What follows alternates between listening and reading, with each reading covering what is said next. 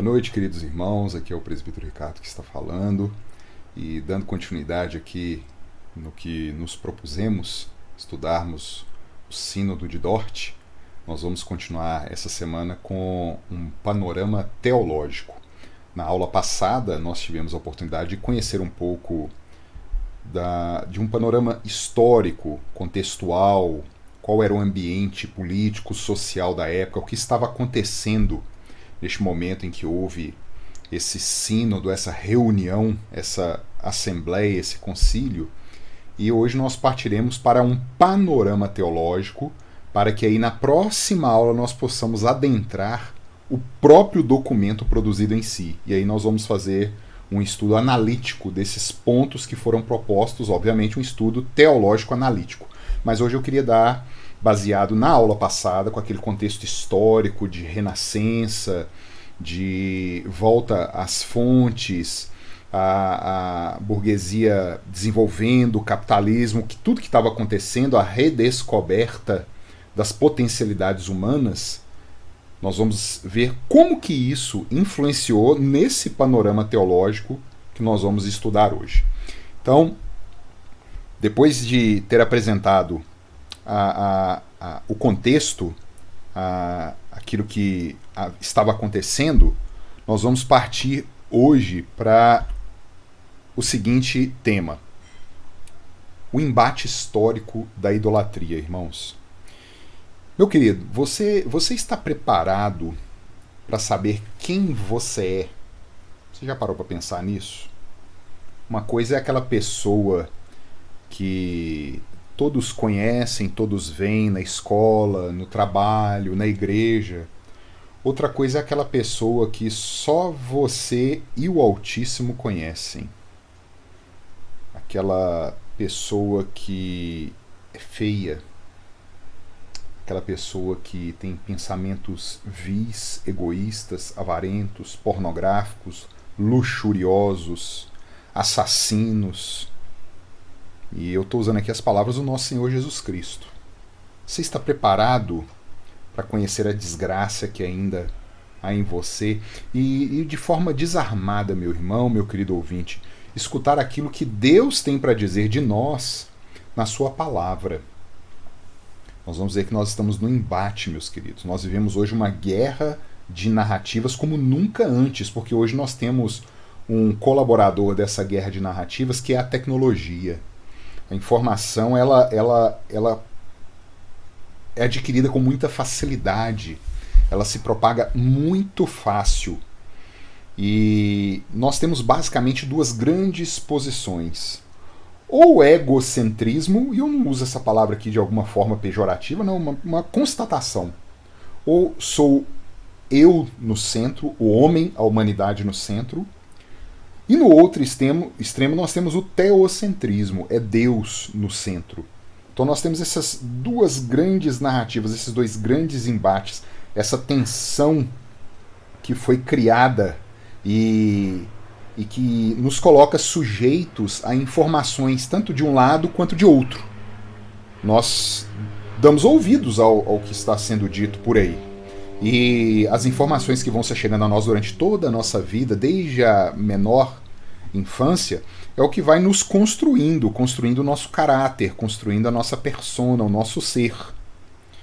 E essa tensão que vai sendo criada em nossa mente, ela vai pender para um lado ou para o outro. Então pensemos, meus queridos.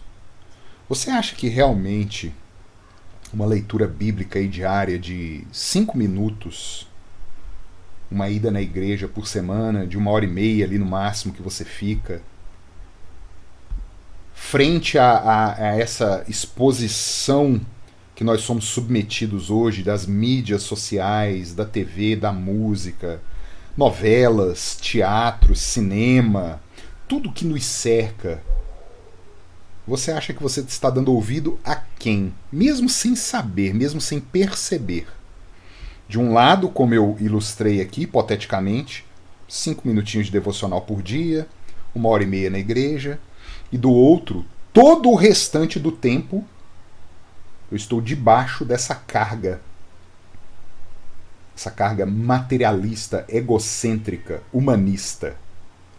O grande pregador Paul Washer, ele fala, né, que os nossos filhos, eles estão expostos a praticamente aí 50 horas semanais de doutrinação materialista, terrena. E nós podemos crer realmente que ele indo domingo para colorir a Arca de Noé na igreja, isso vai fazer frente a essas 50 horas que ele é exposto a essa outra doutrinação? E nada contra aqui, tá? Colorir a arca, as professoras aí do departamento infantil, por favor, entenda o que eu estou dizendo. Faz parte, mas vocês creem realmente que só isso vai resolver? E eu queria que a gente começasse a perceber aqui que muitas vezes nós temos ídolos no coração, e são pequenos ídolos que nos deixam confortáveis, achando que está tudo bem e não está tudo bem. Sejamos sinceros, vamos nos despir dos nossos conceitos, dessas nossas premissas, da nossa sabedoria que geralmente é terrena, é mundana, materialista, diabólica, e vamos passar a dar ouvidos à revelação, dar ouvidos ao que o Criador deixou para nós. E é exatamente, meus irmãos, que os cânones que foram produzidos, né, as regras, nessa reunião aqui que aconteceu em 1618 e 1619, faz mais do que qualquer outra confissão já produzida. Esses cânons, essas regras, essas doutrinas retiradas da Escritura, elas nos colocam nos nossos devidos lugares de criaturas caídas e entroniza novamente o Senhor como ele é, o rei que governa e que tem domínio sobre todo o cosmo, como as Escrituras dizem dele. Vou passar mais um slide aqui. Antigas doutrinas da graça. Esse para mim é o melhor nome que a gente pode dar em referência a esses ensinos que foram desenvolvidos nessa reunião. Com o humanismo batendo forte na porta da igreja, carregando até um verniz, né, de sabedoria, academicismo, piedade, como se desse valor aos homens, né? Era necessário deixar claras as verdades das Escrituras e defender as ovelhas dos ventos de doutrina que se achegavam. Tem um errinho aí de digitação, defender. Como a gente disse na aula passada, nós estamos em meio aqui da efervescência renascentista, caminhando ali para mais aí um século, né, o começo ali do iluminismo, a emancipação do homem. E isso verdadeiramente agrada, meus queridos, e de certa perspectiva é salutar ao devido reconhecimento da opressão que se abatia até então com um clero e uma elite, né, uma casta reinante, e todos os outros submetidos àquilo ali. E este momento é um momento de muita mudança, de muita derrubada de poder, de muita tomada de poder. Mas isso que nos parece ser algo interessante, nós temos que ter cuidado. Porque nós começamos sempre a construir um novo Deus. Antes o Deus era o Deus católico romano, o Deus rei, esse dueto, né? Reino e igreja.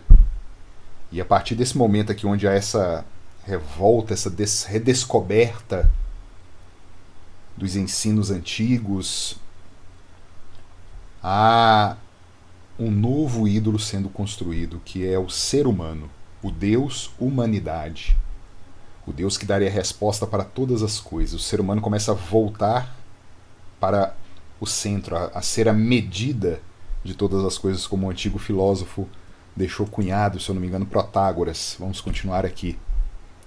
E Paulo, meus queridos, ele nos alerta na segunda carta que ele escreve ao pastor Timóteo, capítulo 3, de 1 a 5, diz o seguinte: sabe, porém, isto: nos últimos dias sobrevirão tempos difíceis, Pois os homens serão egoístas, avarentos, jactanciosos, arrogantes, blasfemadores, desobedientes aos pais, ingratos, irreverentes, desafeiçoados, implacáveis, caluniadores, sem domínio de si, cruéis, inimigos do bem, traidores, atrevidos, enfatuados, mas amigos dos prazeres que amigos de Deus, tendo forma de piedade, negando-lhe, entretanto, o poder. Foge também destes. Essa é a palavra do apóstolo ali no primeiro século já, para esse pastor que estava tomando conta da igreja. E é interessante que na nossa percepção, esses adjetivos que foram levantados por Paulo, eles vêm caminhando com a humanidade. A nossa queda causou isso. Mas nos dá a impressão que ele disse que chegaria um momento em que isso agravaria muito.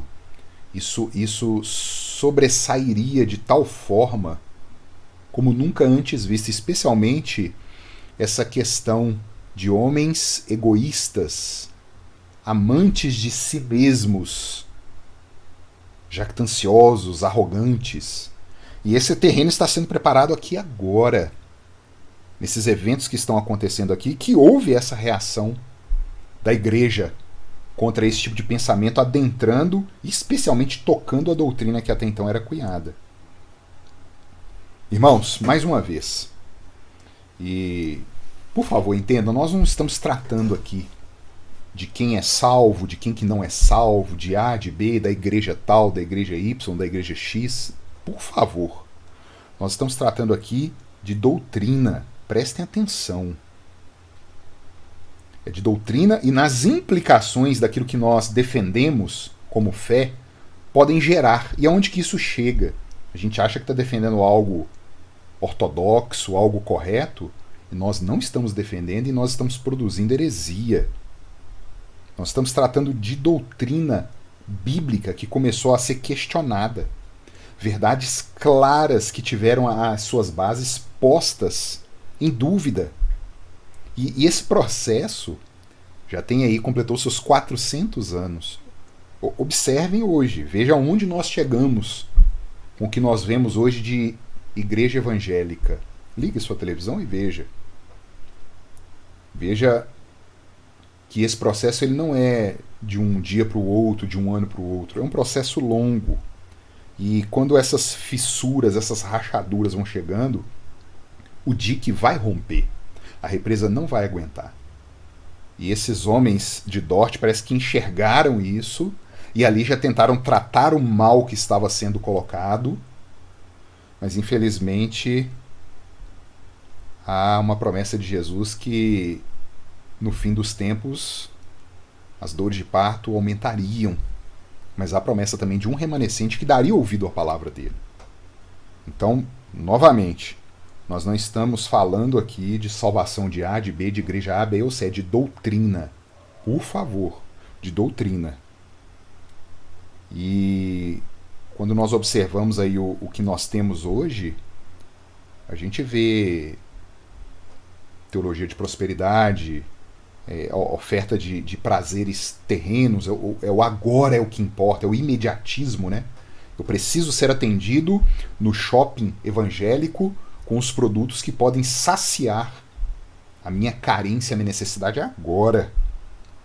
É uma barganha com esse Deus, né, com D minúsculo, que se assemelha mais com esse mercador, com esse vendedor, né, promotor de produtos, do que com o Criador dos céus e da terra que a Escritura defende. A gente vê uma busca desenfreada por cura, restauração, bênção. E muitas vezes essas pessoas, né, que realmente estão em sofrimento, estão buscando, estão precisando, se elas encontrarem a solução daquilo que elas querem, se elas encontrarem a cura, a bênção, se elas encontrarem a restauração do casamento do filho drogado num centro espírita, num terreiro de umbanda, em qualquer outro lugar, vocês vão ver que é a prova que ela não queria o Criador. Ela queria a bênção. Ela queria o objetivo dela do agora, do já. Ela quer a solução do problema. É pragmático. A questão é pragmática. O que nós vemos hoje nesse mundo que nos cerca, que vai nos guiar para analisar esses documentos produzidos no Sino de Dort, é essa percepção que nós temos hoje do existencialismo. Mais uma vez, é o que a gente ouve nas músicas, é o que a gente vê nos filmes, nas novelas, nos teatros. Tudo que nos cerca, tudo tem um fundo, um pensamento. Eu tive um professor no seminário que dizia assim, existe alguém pensando.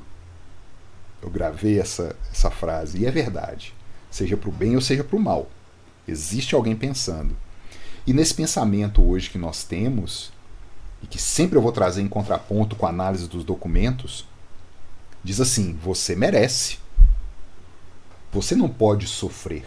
É o que nós escutamos. Você está sendo injustiçado. É porque você é o centro, você é o que importa. A gente já viu aí alguns ditos teólogos defendendo você é o ponto fraco de Deus. É porque é por meio de você, para você e por você que são todas as coisas. É basicamente isso. A você, pois, a glória eternamente. Amém. Fazendo uma paráfrase demoníaca aqui do texto de Paulo. E a gente pode achar assim, não, mas o Ricardo está exagerando. O Ricardo, ele tem até sentido o que ele fala, mas não está dessa maneira. Irmãos, o negócio é mais explícito do que a gente pensa. O negócio é mais entranhado do que nós podemos imaginar. Eu tenho insistido com a igreja a respeito disso. Um pequeno exemplo aqui, eu peço que vós só se examine diante de Deus. É os famosos pais de pet hoje. Como que a igreja está inundada disso? Tratar um animal, um cachorro, um gato, como se fosse um ser humano. E o pior de tudo é que quando a gente alerta isso, já vem o lado de lá e diz assim, então você está defendendo que a gente tem que maltratar os animais. Vocês percebem como que o debate hoje está inexistente? Eu tenho aqui 4 bichos de estimação. 3 gatos, um cachorrinho. Gosto demais deles. Sobe aqui na cama, brinca comigo e tal. Mas são animais. São bichos. Eles nem se comparam ontologicamente a qualquer ser humano que seja. Pode ser um ser humano que esteja encarcerado porque cometeu um crime mais hediondo que você pensou. E essa mudança de percepção que a gente vai trazendo por causa desse humanismo, esse egocentrismo, e o que vale é a minha percepção, é aquilo que eu acho, ao mesmo tempo ela vai desconstruindo o que é ser um ser humano. Vocês conseguem entender isso? A ponto da gente desumanizar pessoas que a gente crê que não merecem ter o mesmo valor ontológico que eu tenho. O que eu digo aqui? Eu sou mais humano do que o outro. E eu humanizo coisas, animais, e trago para o mesmo nível ontológico meu, de existência. É o que nós temos visto. Por que você acha que as penitenciárias no Brasil são assim hoje? Porque nós somos ensinados que um preso ele não tem o mesmo valor ontológico que eu. E aí quando nós vemos maus tratos, o que acontece hoje numa carceragem, que é quando os trabalhadores que estão ali deveriam desempenhar o seu papel de uma forma humana, eles não enxergam um ser humano ali preso, mas meramente um naco de carne. E eu digo aqui, pode ser que muitas vezes não façam isso nem com dolo, mas é essa percepção que vem sendo entranhada, vem sendo ensinada ao longo das décadas. E essa percepção vai sendo solidificada, a base vai sendo construída. A ponto, eu já comentei isso com a igreja, essa percepção mudar. Na Índia houve um estupro coletivo noticiado uma vez, e a violência daqueles homens era tão grande que eles chegaram a arrancar o útero da mulher, da vítima. Não viam mais um ser humano à imagem e semelhança de Deus ali. Só viam um naco de carne.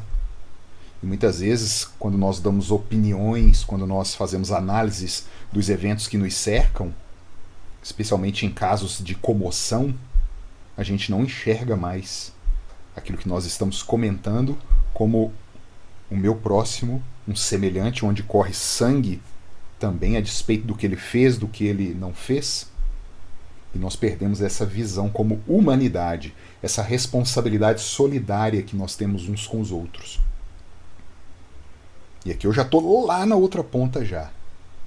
Onde vale é o que eu acho, é o que eu penso, é o meu Deus, é a minha opinião, é o meu sentimento. E isso vem sendo construído. E obviamente, irmãos, longe aqui desses personagens históricos que nós vamos estudar e os documentos produzidos, talvez eles nem imaginassem aonde esse mundo estaria hoje. Mas é o processo, como eu disse aqui, de 400 anos até agora. E que vem transformando o pensamento, que vem mudando a percepção de quem é Deus, do que nós somos, o que aconteceu na queda e como nós somos restaurados. Tempos difíceis, queridos. Não temos mais paciência, não temos mais empatia. Essa palavra é interessante, ela trabalha com o termo grego pathos, que é sentimento. Então nós não nos colocamos mais no sentimento do outro. Nós não conseguimos mais fazer essa substituição. É só a gente olhar o trânsito, um atendimento telefônico, você vai falar com a pessoa, ou um atendimento presencial mesmo, uma fila que a gente pega, como que a gente conversa com as pessoas que nos servem. Quando nós estamos, em teoria, numa posição de poder, quando nós estamos acima, como nós tratamos os nossos fornecedores, aqueles que nos fornecem serviços? E a gente sempre pensando que tudo gira em função nossa. É algo que eu quero. É o eu. E se eu não for atendido, eu dou piti, eu grito, eu dou escândalo. Nós não nos ouvimos mais. Não nos ouvimos mais. Vou caminhar mais um slide aqui. Então, você pode perguntar, mas o que esse concílio tão antigo tem a ver com isso tudo que o Ricardo falou aqui até agora? E eu vim tratando disso.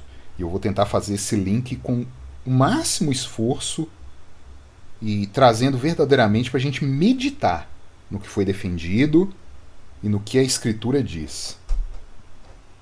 Ali nós já vimos, neste momento histórico, século XVII, que o ser humano, mais uma vez, se colocava contra a verdade do que ele é, e esse ser humano queria um lugar de destaque na existência, no relacionamento dele com Deus. São pessoas religiosas, são crentes aqui lutando e deixando o ego novamente sobressair. É um problema de coração, meus queridos. E não estamos muito bem preparados para encarar essa dura realidade do que as Escrituras nos dizem. Porque quando nós paramos para analisar, como aqueles teólogos analisaram, de forma transparente, sem máscara, sem levar aquilo que eu penso sobre Deus, mas escutando de Deus aquilo que Ele pensa de nós e aquilo que Ele diz de si, isso machuca. Isso nos agride e a gente vai se armar. Nós vamos colocar desculpas, nós vamos colocar circunstâncias. Ah, mas eu fiz isso por causa daquilo outro.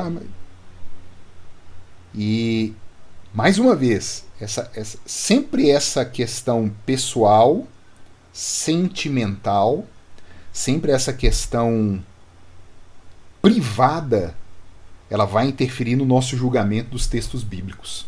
E é exatamente isso que está acontecendo aqui. Não de forma tão escancarada como nós vemos hoje, com esse pensamento moderno, mas já são aqueles ecos, os mesmos problemas que a Escritura diz que o nosso coração tem, são os mesmos problemas que estão ali, naquela época, e até hoje, e desde o início. Desde o início. No princípio criou Deus os céus e a terra. E quando nós vamos lá para o capítulo 3 de Gênesis, a única voz que era ouvida por Adão e Eva, a voz de Deus, entra uma nova voz ali, entra um ruído, a voz da serpente de Satanás, o diabo.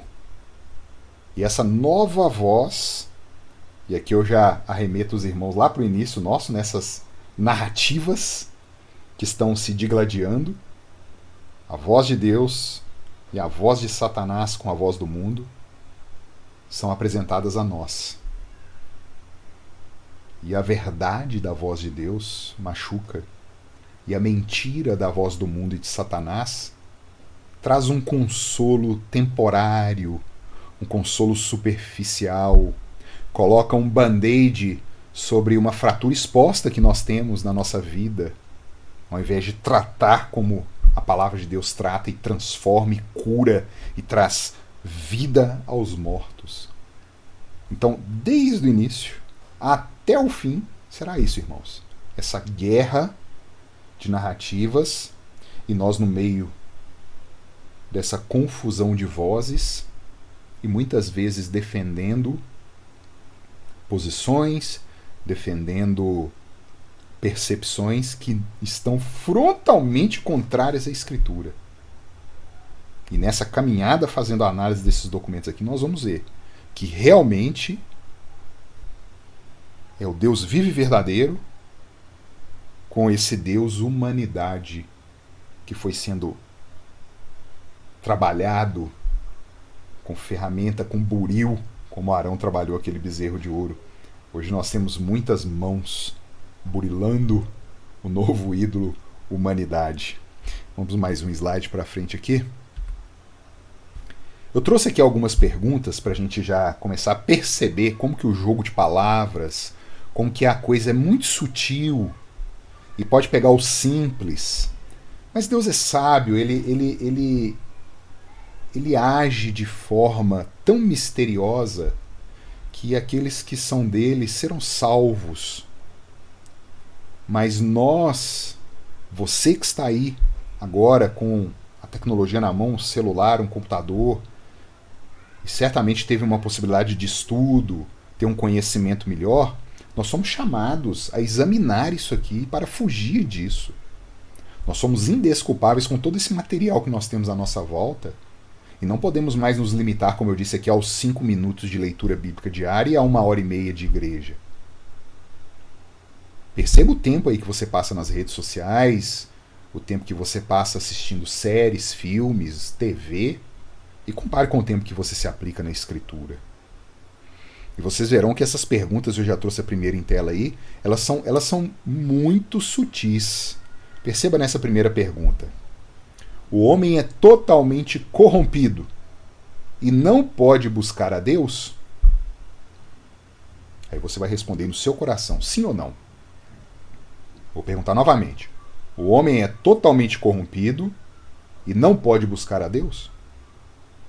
Ou, aí vem a pergunta completamente oposta. O homem não é totalmente corrompido e pode buscar a Deus. Vocês percebem que a única coisa que mudou foi o não nas duas frases? Vocês estão vendo como que o negócio é sutil. O homem não é totalmente corrompido e pode buscar a Deus. Pra vocês terem ideia, basicamente essa pergunta aí foi o primeiro ponto defendido, a depravação total. Até então, a fé bíblica, a fé evangélica defendia o homem está morto, como Paulo diz. Morto é morto. As ilustrações utilizadas na Escritura, elas nos falam muito, elas não podem ser ignoradas. Quando Jesus, por exemplo, vira em João 3 e diz que vos é necessário ser nascidos do alto, e traz ali uma ilustração de uma mulher parindo uma criança, é exatamente aquilo que está acontecendo quando um crente é convertido pelo Espírito Santo. Uma criança, ela não faz nada. É dada a luz para ela. Assim como nós, crentes, o Espírito Santo nos traz a vida. E quando Paulo diz lá em Efésios que nós estávamos mortos em delitos e pecados, é morto. E a primeira frase diz isso, o homem é totalmente estragou. E não pode buscar a Deus, como ele diz em Romanos 3. Não há um justo, nenhum sequer, não há quem entenda. Não há quem busque a Deus. todos a uma, se tornaram inúteis. O apóstolo repetindo os salmos. Mas aí neste momento, olha os links, meus irmãos, neste momento de renascença, de redescoberta, de valoração dos seres humanos, da saída do jugo do rei e do clero, entra dentro da doutrina.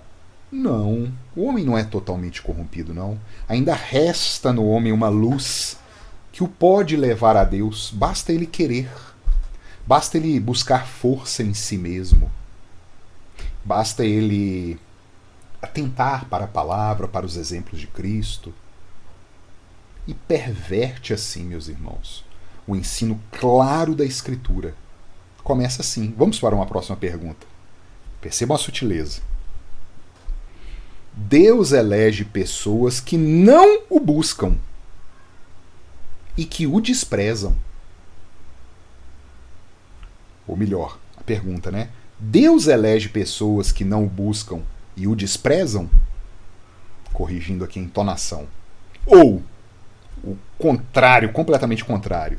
Deus elege ou escolhe, você põe o termo que você quiser, e Deus elege pessoas que o buscam e não o desprezam. Você está vendo que é totalmente o contrário?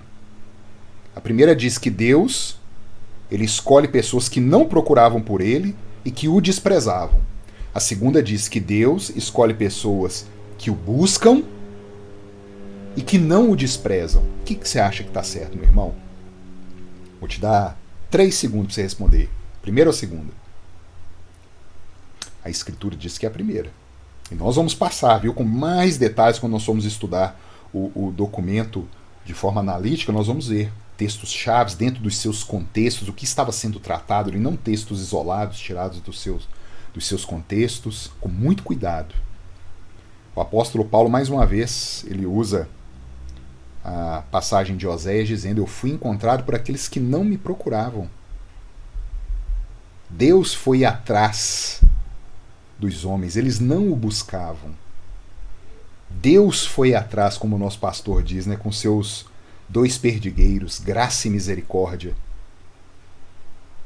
E esses homens que o desprezavam, Deus os trouxe.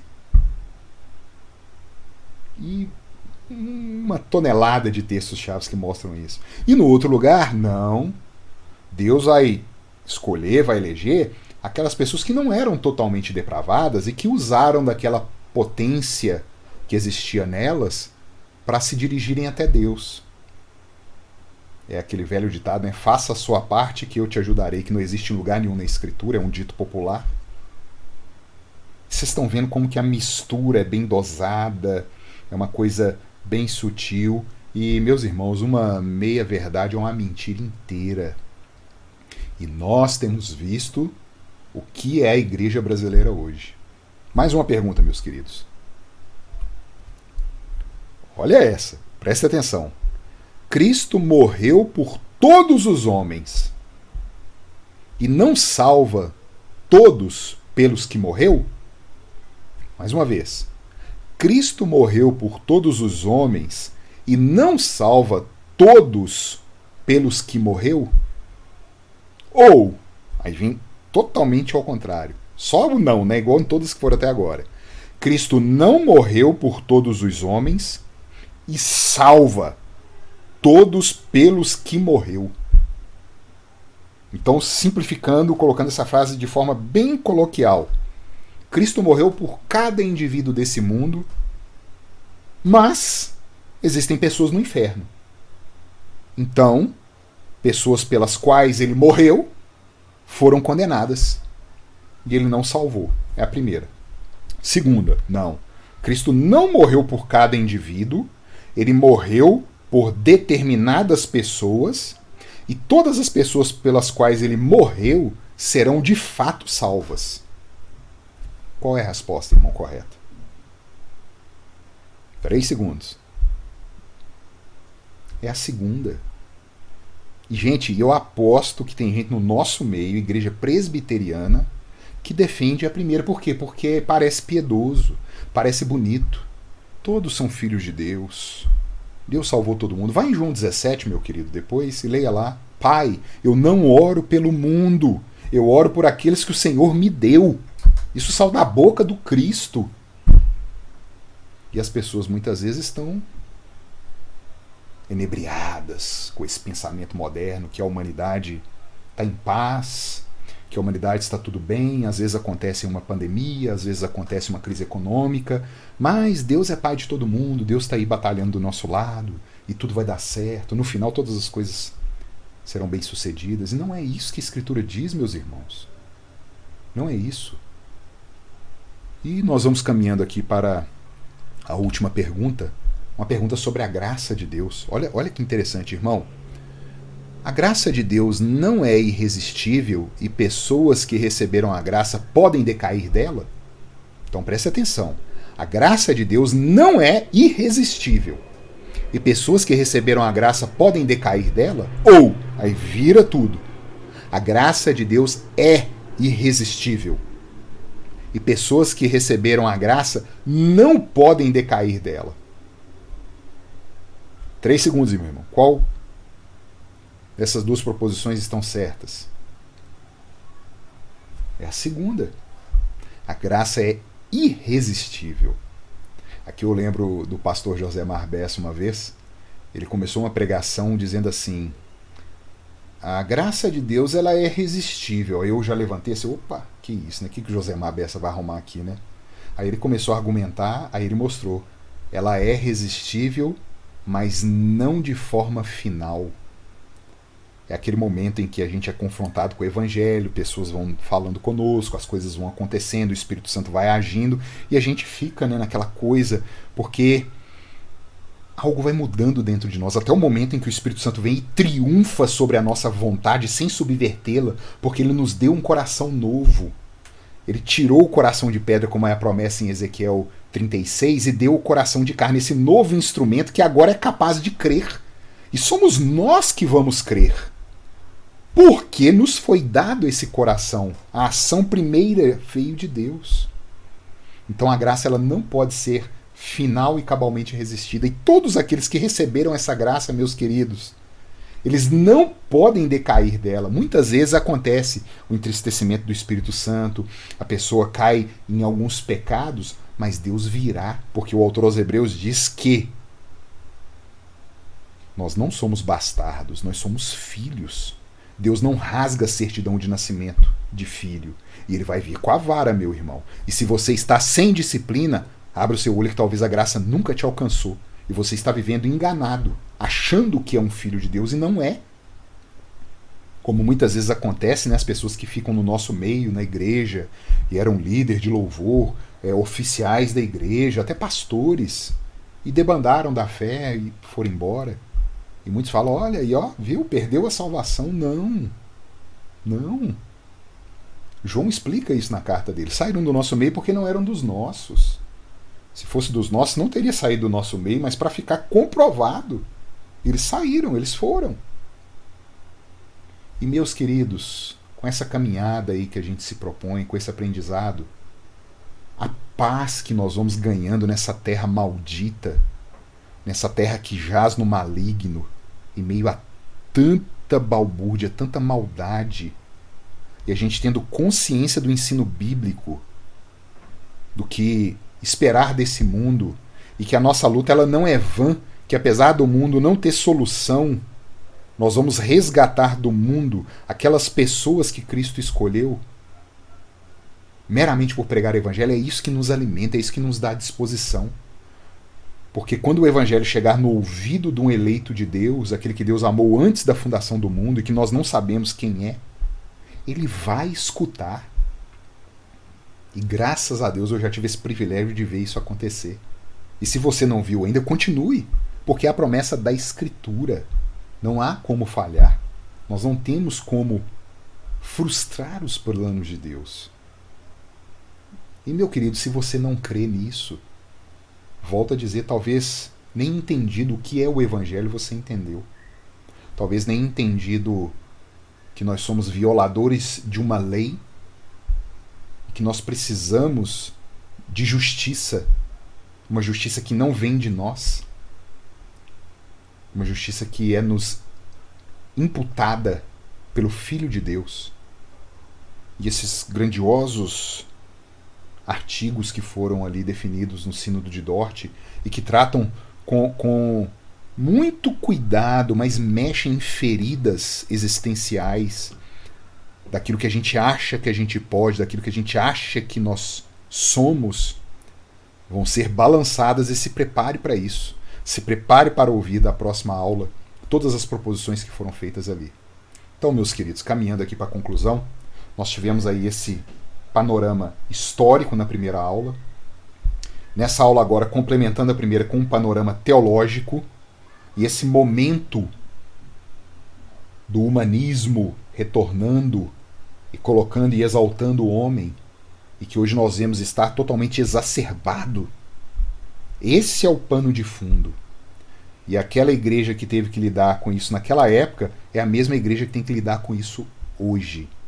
E esses estudos vão ser, assim, muito, mas muito proveitosos para nos dar a verdadeira visão do que é o Evangelho, do que Deus fez por nós e do sofrimento de Cristo carregando o pecado daqueles pelos quais Ele morreu e que Ele salvará. Deus abençoe a cada um e, se assim Ele nos permitir, até a próxima aula, quando nós vamos entrar de fato nas proposições e fazer um estudo bem minucioso daquilo que está sendo redigido no documento. Um abraço e Deus abençoe a cada um. Eu gostaria de finalizar com uma oração. Pai Santo, nós bendizemos o Teu grandioso nome, Deus. Como foi dito aqui, Pai, a Escritura nos traz verdades, a Escritura nos traz informações que machucam, que mexem com a nossa vaidade, com o nosso ego, mas que são informações que vêm de Ti, que é o nosso Criador. Tem misericórdia, Deus. Fala fortemente ao nosso coração por meio desses estudos que serão dados daqui para frente.